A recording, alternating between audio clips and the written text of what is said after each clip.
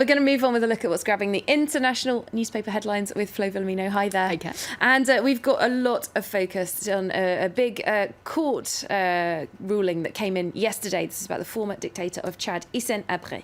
That's right. And he was found guilty of crimes against humanity. Huge story in the region, as you can imagine. The Journal of Chad, a local paper, says the former dictator, the unmerciful butcher, was found guilty of these things: crimes against humanity, summary execution, torture, and rape. Now, what's interesting is this trial actually took place in Senegal before what's called a hybrid tribunal that was created in 2013 by the African Union. And this very tribunal is getting a lot of attention. Let's take a look at another article in The Guardian, which really applauds this landmark trial, which sets an important precedent for international justice because it provides this new model of hybrid courts, and it marks a significant step towards holding high-profile human rights abusers accountable in Africa.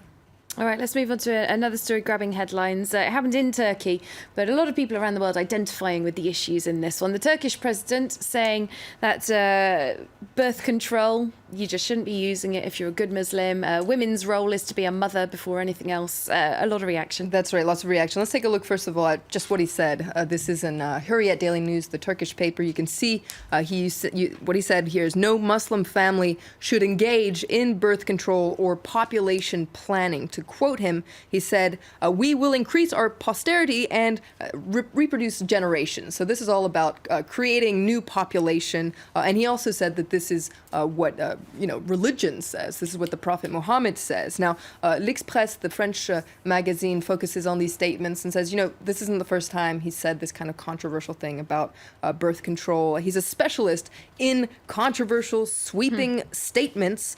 He's previously called for abortion and the morning after pill to be limited. And L'Express comes back on other controversial comments he made. This was on March 8th, of course, International Women's Day. He said, I believe women are above all mothers. And he has once upon a time called for all Turkish women to have at least 3 children. Now, L'Express focuses on the backlash of all this, and Turkish feminists were quick to respond online, saying that the Turkish president is living in the Middle Ages.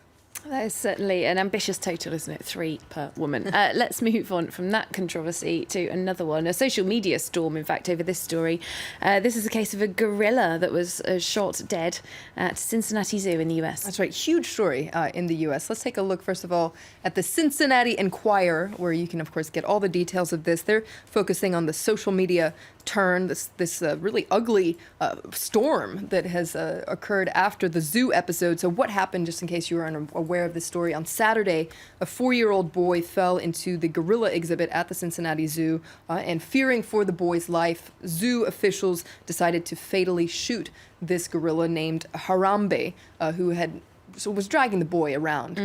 Now, the sad event has turned into this firestorm. As I said, now a Facebook page called Justice for Harambe, created just shortly after the incident, attracted more than 41,000 likes within hours. So you can see this this thing getting out of hand. The Washington Post also focuses on the social media storm. You can see this quote from someone: shooting an endangered animal is worse than murder. Now, there was a lot of really ugly parent shaming going on as well. Some comments saying that the parents should be shot. I mean, really weird things going on. And there were actually petitions to see that the woman, the mother of the child, be charged with neglect and held responsible for the gorilla's death.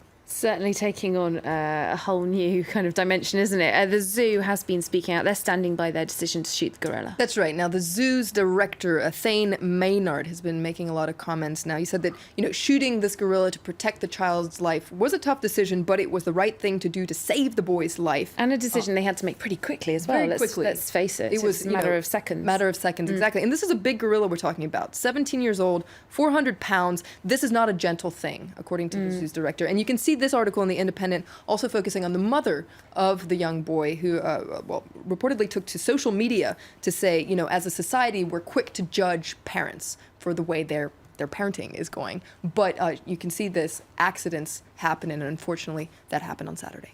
All right, just something very briefly to end. Today is World No Tobacco Day, so no smoking for you, for me, for anyone else. What's this all about? Well, it's been around since 1987. I must admit, I really wasn't aware of this international day, but it's getting a lot of attention. The Seattle Times is focusing on things stateside, where the rate of smoking amongst adults is in decline. According to the Center for Disease Control and Prevention, the rate fell to 15%. That's a drop of 2 points since last year. So you can see more healthy adults kicking butts. But it's a real problem in China, though, where the smoking rate is going up.